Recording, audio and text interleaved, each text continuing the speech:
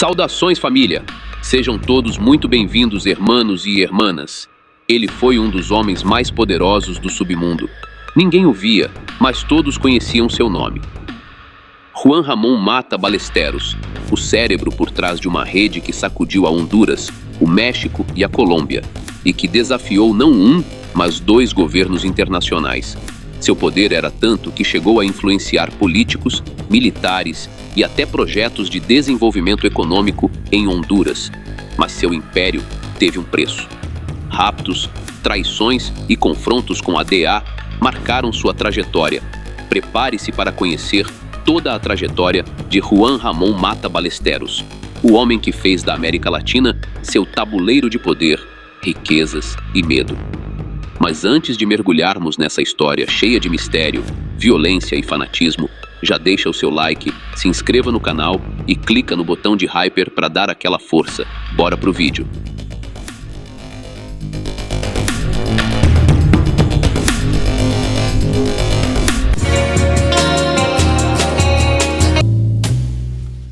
No dia 12 de janeiro de 1945, nascia Juan Ramón Mata Ballesteros, no tradicional bairro La Leona, em Tegucigalpa, capital de Honduras. Filho de Ramón Mata Rivera e Cristina Ballesteros, ele veio ao mundo como o segundo de 4 irmãos. 2 deles, José Nelson e Reinaldo, eram apenas por parte de mãe. A família Mata Ballesteros tinha raízes profundas na região, mas vivia de forma simples, em condições bem distantes do luxo que viria a marcar o nome de Juan Ramón no futuro. Seu pai era conhecido como um homem de personalidade firme, trabalhador incansável e com contatos no comércio alternativo da cidade. Já sua mãe, uma mulher dedicada, tinha como missão manter o lar e educar os filhos com disciplina e valores sólidos.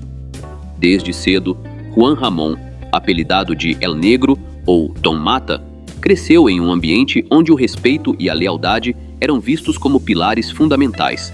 Porém, a realidade dura da infância o colocava diante de uma verdade inescapável. Para vencer, seria preciso procurar oportunidades fora dos caminhos convencionais. Esse contraste entre tradição e necessidade moldou seu caráter e seria a base para a vida que ele construiria nos anos seguintes. Uma trajetória que misturava ambição, influência e decisões que mudariam não apenas o seu destino, mas também o de um país inteiro.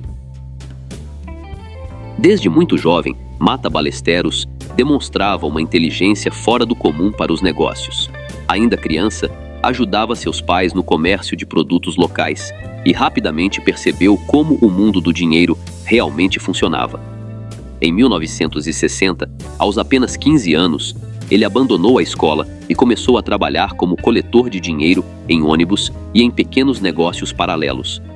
No início, suas atividades envolviam desde o furto de carteiras até o transporte de mercadorias proibidas, como cigarros, bebidas e produtos roubados, movimentando-os entre países vizinhos, como Guatemala e El Salvador. Mas Mata não era apenas mais um jovem procurando ganhar algum dinheiro.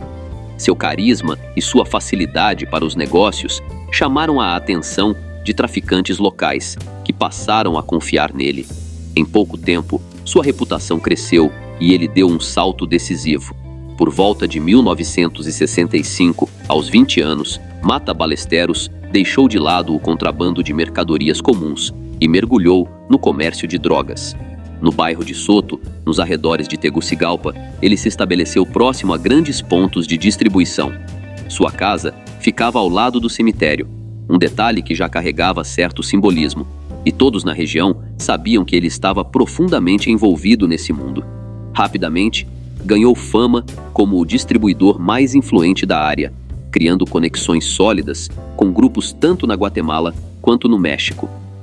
Aquele jovem, que começou ajudando os pais a vender produtos locais, agora se tornava uma peça-chave em uma rede muito maior, capaz de atravessar fronteiras e mudar a dinâmica do comércio clandestino na região. Foi nesse período que Juan Ramón Mata Ballesteros conheceu Rafael Caro Quinteiro e Miguel Ángel Félix Gallardo, figuras que mais tarde se tornariam aliados essenciais em sua trajetória no submundo das drogas. No final da década de 1960, Mata se mudou para os Estados Unidos, onde assumiu diferentes trabalhos para se manter, desde atividades agrícolas no Texas até funções em uma mercearia na cidade de Nova York. Mas seu destino já caminhava para algo muito maior. Em 1970, ele foi detido no aeroporto internacional de Dulles, próximo a Washington, com cerca de 25 quilos de coca. Apesar de as acusações por contrabando não terem prosperado, acabou sendo condenado por irregularidades migratórias, devido ao uso de um passaporte falso. Foi então enviado para a prisão da base aérea de Glenn, na Flórida, de onde conseguiu escapar pouco tempo depois. De volta ao México, Mata iniciou um impressionante avanço em direção ao poder, assumindo um papel estratégico no comércio de coca. Durante a década de 1970, mesmo enfrentando pelo menos 2 detenções em território mexicano, ele conseguiu não apenas assegurar sua liberdade, mas também fortalecer suas conexões com o submundo que crescia rapidamente no país. A habilidade de Mata para se reinventar e estabelecer alianças cruciais mostrava que ele não era apenas mais um operador. Estava se tornando um dos nomes mais influentes e temidos do contrabando na região.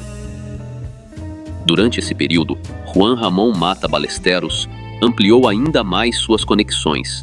Foi quando conheceu Alberto Cecília Falcón, um contrabandista cubano radicado no México, e Miguel Félix Gallardo, natural da famosa província de Sinaloa, que estava construindo o que viria a se tornar o lendário cartel de Guadalajara. Mata também viajou para a Colômbia, onde se conectou com os responsáveis pela formação de Medellín. Em pouco tempo, ele se tornou um elo indispensável para todos, um verdadeiro corredor estratégico que garantia a passagem de ilícitos e recursos através da América Central, funcionando como uma ponte vital para o movimento internacional do alcaloide. Além disso, Mata manteve vínculos com seu país natal, Honduras, onde participou de operações que envolviam esmeraldas, coca e até contrabando de armas, dentro de uma empresa liderada por Mary e Mário Ferrari. Sua habilidade para criar redes complexas e interligar diferentes mercados o consolidava como uma peça central no cenário do contrabando mundial, mostrando que sua influência ultrapassava fronteiras e continentes. A rede de esmeraldas se estendia da Colômbia até o México, e por um tempo, os negócios prosperaram intensamente. Além do transporte de mercadorias ilícitas rumo ao norte, Mata Ballesteros e Mário Ferrari mantinham uma sociedade em uma discoteca, mostrando que seus interesses iam muito além dos entorpecentes. Os Ferrari operavam praticamente sem restrições, graças às suas conexões militares. Além da discoteca, possuíam concessionárias de veículos e até uma cervejaria, instalada em uma propriedade do coronel Ramón Reyes Sánchez, que na época dirigia a Penitenciária Nacional. Essa parecia ter sido a primeira conexão direta de Mata Ballesteros com militares hondurenhos, que garantiam que aliados como ele transitassem sem problemas por aeroportos, fronteiras e aduanas, enquanto seus antecedentes e investigações eram sistematicamente eliminados, sempre com o apoio da família Ferrari quando necessário. No entanto, nem tudo seguia em paz. Em determinado momento, surgiu uma disputa entre Mata e os Ferrari, ligada a um negócio de coca, no qual ele sentiu ter sido enganado. Em dezembro de 1977, os sicários de Mata Ballesteros raptaram os Ferrari e os levaram para a Colômbia, onde ele acompanhou de perto os interrogatórios. Posteriormente, eles foram devolvidos a Honduras, mas não sobreviveram. 6 meses depois, os corpos do casal Ferrari foram encontrados em um poço em uma fazenda nos arredores de Tegucigalpa. As eliminações foram planejadas a partir do escritório de inteligência do coronel Torres Arias, em colaboração com Mata Ballesteros. Mas a participação de Torres Arias ia além de eliminar rivais. Ele também atuava como intermediário em contatos oficiais com outros países, incluindo o coronel panamenho Manuel Antônio Noriega. Na época, Torres Arias contava com o apoio inicial da CIA, que ignorava sua participação no contrabando devido às suas fortes credenciais anticomunistas. De acordo com o relatório de inteligência da DEA, em 1978, Juan Ramón Mata Ballesteros já havia se tornado parceiro de negócios do general Policarpo Paz Garcia e chegou a financiar diretamente em Honduras um influente líder de coca que ajudaria a levar paz ao poder. Acredita-se que, a partir dessa relação, Mata também tenha se envolvido com o grupo paramilitar nicaragüense, conhecido como os Contras, que recebia apoio direto dos Estados Unidos. Para facilitar essas operações, Mata Ballesteros estabeleceu em Tegucigalpa uma companhia aérea chamada Seco. Essa empresa conectava Mata diretamente ao exército hondurenho e ao governo norte-estadunidense, tornando-se peça central na logística do conflito. A partir de 1984, a Seco foi utilizada como principal meio pelos Contras em Honduras para transportar suprimentos e pessoal para a Força Democrática Nicaragüense, uma facção do grupo, movimentando pelo menos 1 milhão de munições, alimentos, uniformes e outros materiais militares entre 1983 e 1985. No mesmo período, Mata Ballesteros também foi identificado pela DEA como o membro mais importante de um consórcio responsável por movimentar grande parte da coca que saía da Colômbia em direção aos Estados Unidos. Além disso, ele utilizava a Seco para enviar a coca aos seus aliados no México, mantendo um fluxo constante que cruzava fronteiras internacionais. Um relatório de investigação da Alfândega dos Estados Unidos descrevia a Seco como uma companhia de serviços executivos e turísticos, uma fachada empresarial formada por empresários estadunidenses, mas liderada por Mata Ballesteros, classificado pela DEA como um capo de alta periculosidade. O documento também indica que outras agências do governo estadunidense tinham conhecimento do papel da empresa no contrabando, mas, por motivos estratégicos, a operação não foi interrompida. Nos desdobramentos do chamado caso Irã-Contras, ficou documentado que o tenente-coronel Oliver North criou contas bancárias específicas através das quais a Seco recebia pagamentos pelos serviços prestados aos militares dos Estados Unidos. Em registros de seu diário, North detalhava operações de grande escala. Em 9 de julho de 1984, ele escreveu sobre a necessidade de um avião para ir até a Bolívia buscar 1,5 toneladas de pasta de coca. Em 12 de julho de 1985, registrou que 14 milhões de dólares destinados ao financiamento de armas provinham do negócio dos ilícitos. E em 9 de agosto de 1985, mencionou que um dos voos utilizados para trajetos de Honduras até Nova Orleans provavelmente estava sendo empregado para o contrabando dentro dos Estados Unidos. Os documentos também mostram que, entre janeiro e agosto de 1986, o Departamento de Estado estadunidense pagou mais de 185 mil dólares a Seco, evidenciando o nível de envolvimento e a complexidade dessas operações. Enquanto isso, a relação entre Mata Ballesteros e os grupos da Colômbia e do México levou a uma explosão no transporte de coca através do território mexicano. As apreensões do governo mexicano saltaram de 2 toneladas em 1985 para mais de 9 toneladas em 1987, demonstrando o impacto direto das rotas e conexões estabelecidas por Mata. Mas 1985 marcou um ponto de virada crucial para Mata Ballesteros. Furioso com o sucesso da DEA em confiscar grandes extensões de seus cultivos de erva no México e bloquear envios de coca para os Estados Unidos, o cartel de Guadalajara tomou uma decisão drástica. Eliminou Henrique Kiki Camarena, um evento que abalaria para sempre a história do contrabando na região e colocaria Mata em meio a uma tempestade de consequências internacionais.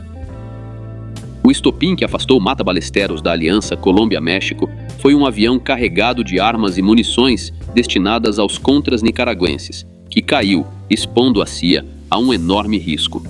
Acredita-se que Miguel Ángel Félix Gallardo tenha usado esse incidente para fornecer informações que culminariam na detenção e rapto de Juan Mata Ballesteros em Tegucigalpa, assumindo as rotas de contrabando que pertenciam a ele, em troca de aliviar a pressão da DEA pela baixa de Henrique Camarena. Em 7 de fevereiro de 1985, Camarena, agente da DEA de 37 anos, foi raptado em Guadalajara, no México. Seu corpo foi encontrado em 5 de março de 1985, enterrado em um rancho junto ao de Alfredo Zavala, um piloto mexicano que trabalhava com ele. Junto aos corpos foram encontrados cordas, algumas roupas, um lençol azul claro com estampa floral e uma faixa adesiva que cobria os olhos. Meses depois, um informante revelou às autoridades mexicanas que Camarena havia sido detido e interrogado em uma residência localizada no número 881 de Lope de Vega, em Guadalajara, propriedade de Rafael Caro Quintero, um dos líderes da organização de Guadalajara. As autoridades mexicanas também recuperaram gravações do interrogatório de Camarena após seu sequestro. Agentes da DEA ouviram os áudios, reconhecendo não apenas a voz de Camarena, mas também a de Caro Quintero e de outros envolvidos. Na época, Camarena era um dos 4 agentes da DEA na oficina de Guadalajara. Seu rapto e eliminação ocorreram como consequência de seus esforços intensos para reduzir o cultivo de erva e impedir o contrabando, desencadeando uma investigação em larga escala que mudaria para sempre o combate ao contrabando na região. A partir desses eventos, muitas pessoas foram condenadas pelo rapto e queda Kiki Camarena, incluindo Juan Ramón Mata Ballesteros. Na época, Mata tinha 40 anos e já era um elo estratégico entre o cartel de Medellín, na Colômbia, e os cartéis mexicanos. Seu vínculo mais forte era com a Organização de Guadalajara, especializado em erva, consolidando sua posição no comércio internacional de entorpecentes. Mais tarde, Mata Ballesteros seria condenado em 2 processos distintos por contrabando, envolvendo o envio e distribuição de coca e erva na Califórnia e no Arizona, operações avaliadas em milhões de dólares. Segundo os promotores, Camarena se tornou alvo da DEA após a apreensão, em 1984, de grandes quantidades de erva e coca, que custaram milhões de dólares à organização. O caso contra Mata baseou-se, em grande parte, no testemunho de Héctor Cervantes Santos, responsável pela segurança na casa de Javier Barba Hernández, um advogado envolvido com o cartel, e em análises forenses de cabelos e fibras conduzidas por Michael Maloney, agente especial do FBI. Em 12 de fevereiro de 1985, apenas 5 dias após o desaparecimento de Camarena, Mata foi visto saindo de um hotel em Guadalajara. Em 29 de abril do mesmo ano, a polícia colombiana o deteve em Cartagena, por acusações de contrabando não relacionadas. Ele foi levado a Bogotá e interrogado por agentes da DEA. Mata negou qualquer envolvimento direto na eliminação de Camarena, embora tenha admitido ter conhecimento do rapto, mas se recusou a fornecer mais informações, alegando temer por sua própria vida. Em uma tentativa de extraditá-lo para os Estados Unidos, Mata Ballesteros protagonizou um episódio audacioso. Em março de 1986, escapou da prisão modelo de Bogotá, simplesmente comprando sua liberdade com um suborno de 2 milhões de dólares. Sua fuga consolidou ainda mais a imagem de um operador astuto e extremamente perigoso, capaz de desafiar fronteiras, governos e autoridades internacionais.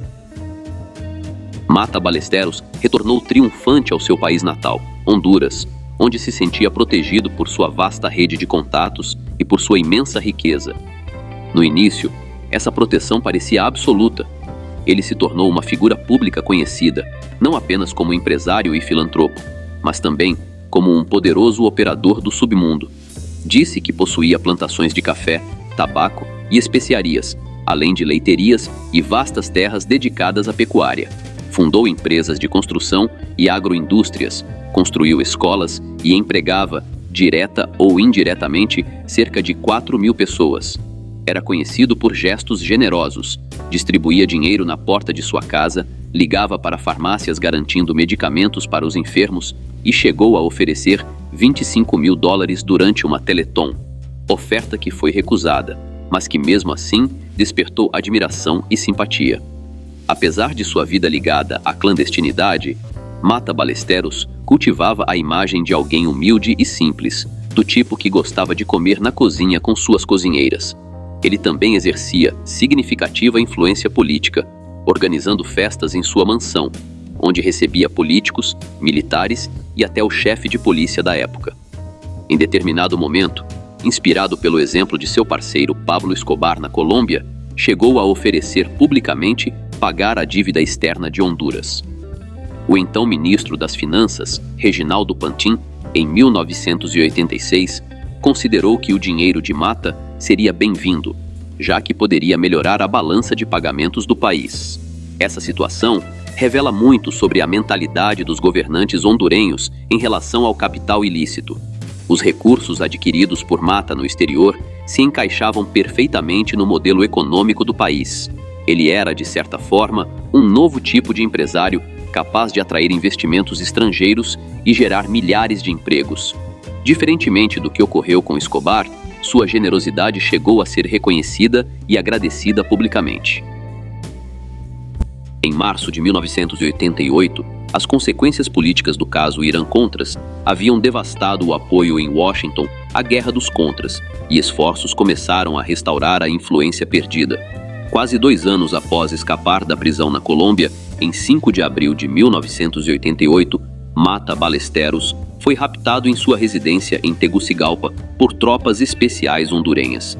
4 agentes federais dos Estados Unidos o transportaram para a base aérea de Sotucano, mais conhecida como Palmerola, localizada em Comayagua, Honduras.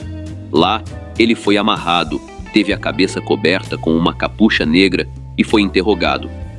Posteriormente, Mata foi transferido de avião para a República Dominicana, onde foi formalmente preso por uma ordem emitida em 1971.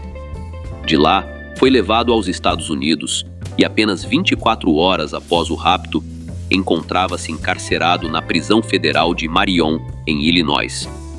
A notícia provocou uma reação imediata em Honduras. Cerca de 2.000 manifestantes saíram às ruas de Tegucigalpa. Segundo diplomatas estadunidenses, os protestos não eram propriamente em apoio a Mata, mas sim contra a detenção de um cidadão hondurenho por acusações apresentadas por governos estrangeiros, uma aparente violação da Constituição do país. No entanto, muitos acreditavam que o verdadeiro motivo era o carinho que Mata despertava, sendo visto como uma espécie de Robin Hood. O episódio teve um saldo trágico. 6 pessoas perderam a vida e um anexo da Embaixada dos Estados Unidos em Honduras foi incendiado em protesto. Os governos de Honduras e dos Estados Unidos apressaram-se em afirmar que os distúrbios foram organizados e financiados por membros do contrabando, mas nem mesmo essas explicações conseguiram apagar a repercussão negativa que o episódio deixou na opinião pública nacional e internacional. Embora ninguém, fora seu advogado, parecesse disposto a defender Mata Ballesteros, no final da semana ficou difícil determinar qual dos 2 governos, o hondurenho ou o estadunidense, havia cometido um erro. Para os hondurenhos, a situação foi ainda mais delicada, pois ficaram diante do mundo como meros peões de um pacto secreto com Washington. Para os estadunidenses, a manobra também trouxe desgaste, mostrando que até mesmo grandes potências podem perder credibilidade perante as normas internacionais. Mata Ballesteros foi finalmente levado a julgamento, junto com outras 3 pessoas, no Tribunal de Distrito dos Estados Unidos em Los Angeles. Ele foi acusado de apoio a uma organização clandestina, conspiração, rapto e eliminação de um agente federal. Durante o julgamento, Héctor Cervantes Santos descreveu 4 reuniões que ocorreram na casa de Javier Barba Hernández, a primeira delas durante uma celebração posterior ao batizado da filha de Barba. Segundo Cervantes, Mata Ballesteros esteve presente em 2 dessas reuniões. Em uma delas, um policial mexicano entregou documentos e afirmou que em breve teria a identificação do responsável pelos problemas, um agente da DEA. Em resposta, Mata simplesmente disse: "É ele." Em 1988, Mata tentou contestar sua detenção alegando violações legais. No entanto, a Corte de Apelações dos Estados Unidos para o 9º Circuito rejeitou seu pedido, encerrando mais uma tentativa de escapar do peso da justiça estadunidense. O rapto de Mata Ballesteros foi seguido pelo do mexicano Humberto Álvares Machain, que também foi acusado de cumplicidade no caso Camarena. Machain contestou sua detenção, alegando ilegalidade no rapto, venceu o processo e foi devolvido ao México, assim como outros contrabandistas notórios envolvidos no caso Camarena, incluindo Rafael Caro Quinteiro, Ernesto Fonseca Carrillo e Miguel Ángel Félix Gallardo. Mata Ballesteros acabou sendo condenado como um dos mentores intelectuais do rapto e eliminação do agente da DEA Enrique Camarena Salazar, em Guadalajara, no México. Além disso, Mata foi considerado culpado por operar uma rede de importação e distribuição de coca na Califórnia. Em 26 de julho de 1990, foi absolvido da acusação de eliminação de um agente federal, mas, posteriormente, o júri o condenou à prisão perpétua. Atualmente, Mata cumpre 12 sentenças de prisão perpétua no AD East Florence, um presídio de segurança máxima localizado próximo à cidade de Florence, no estado do Colorado. Mesmo com sua prisão, seu legado continuou a gerar impactos. Em 31 de julho de 2014, em uma operação conjunta envolvendo a Força Tigre e a Unidade de Investigação Financeira da Polícia Nacional de Honduras, a Unidade de Apreensão de Bens da Fiscalização Especial contra o Crime Organizado, Fisco, e a Oficina Administradora de Bens Incautados, ABI, foram realizadas buscas em mais de 15 propriedades ligadas a Mata Ballesteros, demonstrando a extensão e o alcance de suas operações, mesmo décadas após o início de sua trajetória clandestina. As propriedades apreendidas haviam sido adquiridas por Mata Ballesteros entre as décadas de 1970 e 1980, através do contrabando, e posteriormente herdadas por seus filhos, Cláudia Maria Isabel e Ramon Mata. Entre os bens confiscados estavam 10 casas na colônia Los Almendros, próxima ao Boulevard Morazán, uma residência na colônia Playa, uma propriedade em Lajitas, Santa Cruz de Iojoa, Cortés e 2 terrenos em Lomas del Guijarro Sul, na capital. Também foi tomada posse da fazenda conhecida como Ganaderia Vila Nancy, em Galinaza, San Esteban, Olancho, criada em 8 de junho de 1978 por Mata Ballesteros e Nancy Marlene Vasquez. Na fazenda, foram encontrados mais de 200 cabeças de gado, demonstrando o alcance de suas atividades agropecuárias paralelas aos negócios ilícitos. Por fim, foi confiscada a casa na Colônia América, onde Mata Ballesteros residia até o dia de sua captura, em 1988, antes de ser enviado aos Estados Unidos. A mansão era cercada de luxo, possuía piscina, quadra de tênis, jardim frontal, antena parabólica e outros detalhes que revelavam seu estilo de vida opulento. Durante a apreensão, as autoridades encontraram um cidadão colombiano cuidando da residência, que aparentemente era destinada à família de seus filhos. Em 7 de dezembro de 2018, os Estados Unidos retiraram as acusações de eliminação de Enrique Camarena Salazar contra Juan Ramón Mata Ballesteros. Com isso, passou a se esperar uma possível redução de pena ou até mesmo sua libertação e retorno ao seu país natal, Honduras. Já se passaram 37 anos desde que Mata Ballesteros foi levado para os Estados Unidos. O tempo, o confinamento, as doenças e a solidão cobraram seu preço. Atualmente, ele se encontra no Centro Médico para Prisioneiros Federais em Springfield, Missouri, em estado grave de saúde. Irreconhecível, utiliza fraldas, possui cabelo longo e não tem dentes. Há 2 anos, diversos meios de comunicação informaram que ele havia perdido a visão de um dos olhos devido a glaucoma. Mantém-se dependente de oxigênio de forma contínua e sofre com problemas na coluna e nos joelhos. Além disso, suas mãos estão paralisadas, impedindo-o de se alimentar sozinho, o que provocou a perda de quase 45 quilos de peso. O advogado Marlon Duarte, representante legal da família, relatou que, em uma das visitas realizadas na prisão de Los Angeles, pôde comprovar pessoalmente o estado debilitado de Mata. Hoje, o homem que um dia desafiou 2 governos e abalou a DEA jaz em uma cela, consumido pelo tempo e pelas doenças. Por fim, seu corpo enfraquece, mas seu nome continua ecoando na história do contrabando, como símbolo de poder, impunidade e consequências de uma vida marcada pela clandestinidade.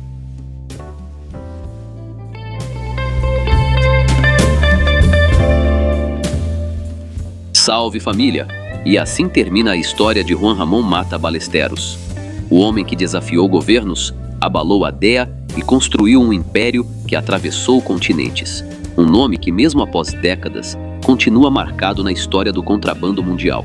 Se você se impressionou com essa história e quer continuar descobrindo os bastidores mais sombrios e fascinantes do submundo organizado, não se esqueça de se inscrever no canal e ativar o sininho para não perder nenhum vídeo. E se quiser apoiar o nosso trabalho e ter acesso a conteúdo exclusivo, bastam alguns cliques para se tornar membro do canal. Assim você nos ajuda a continuar trazendo histórias impactantes, detalhadas e com narrativa cinematográfica, como a de hoje. Eu agradeço por ficar até o final. Até a próxima.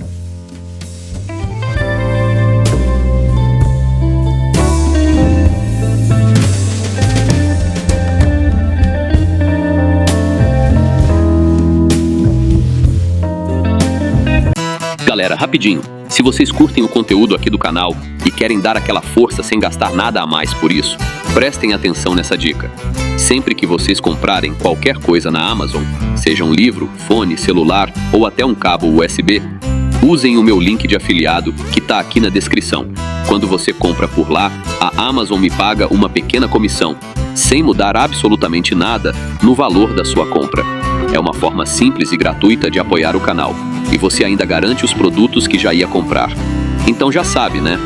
Clicou no link da descrição antes de comprar. Você já está ajudando. Valeu demais!